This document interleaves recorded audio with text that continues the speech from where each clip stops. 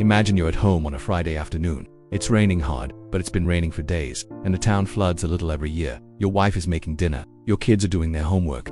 You can hear the river outside running higher than normal, and then you hear it. A sound like 100 trains crashing together at the same time, getting louder, getting closer. You have less than 60 seconds. 60 seconds before 20 million tons of water, a wall 40 feet high, hits your house. It picks it up like it's made of paper and carries it and everyone inside it down the valley. On May 31st, 1889, that sound was the last thing over 2,000 Americans ever heard, and the men responsible for it, some of the wealthiest, most powerful men in America. Never spent a single day in court, never paid a single dollar in damages, never said sorry. I'm Tom Reilly, and this is the story of the Johnstown flood. First, let me tell you about Johnstown. By 1889, it was a thriving industrial community of 30,000 people, known for the quality of its steel. Welsh, German, and Irish immigrants crossed oceans to find work here, in the mills and foundries that ran day and night building modern America. These were serious men who worked until dark and went to church on Sunday. It was not a rich town, but a proud one. But there was one problem. Johnstown was built on a floodplain. Every spring, the rivers rose, and people simply moved their things upstairs. 14 miles upstream, high in the mountains, sat Lake Conemaugh, 60 feet deep near the dam, held back by a structure 900 feet long. In 1879, Andrew Carnegie, Henry Clay Frick, and Andrew Mellon bought the dam for a private summer resort, the South Fork Fishing and Hunting Club. They neglected the dam. Discharge pipes were removed. Screens were placed across the spillway to keep the fish from escaping, blocking the water's flow. Engineers warned them. Residents sent letters.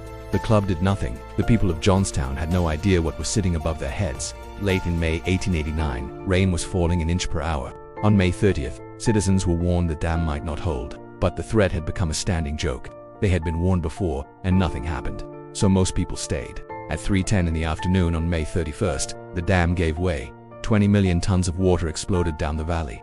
The force uprooted trees, derailed trains, and hurled buildings like matchsticks. It took 57 minutes to reach Johnstown. It took barely 10 minutes to drown the entire city. Then the debris piled up at the stone bridge, trapping hundreds alive in the wreckage. Then the oil in the water caught fire. People who survived the flood now faced fire on the water around them through the night. The following morning, the waters receded, revealing vast heaps of mud and rubble. Entire blocks had been erased. The flood killed 2,208 people. Over 700 rest today in the plot of the unknown in Grandview Cemetery. The American Red Cross, led by Clara Barton, undertook its first major disaster relief effort. She arrived and stayed for 5 months, but the survivors sued the club members. The courts ruled in favor of the club. The official verdict, act of God. Andrew Carnegie donated a library to Johnstown. 2,200 people were dead, and the men responsible built a library and called it Square. Those questions of accountability didn't go away. The anger fed into the labor movement and the push for corporate regulations. Johnstown flooded again in 1936 and 1977.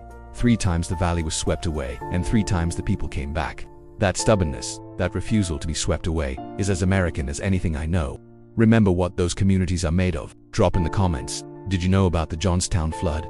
And do you think the men responsible should have been held accountable? Subscribe for next week's story, a town in Pennsylvania where the ground has been on fire for 60 years. I'm Tom Reilly. Thanks for watching.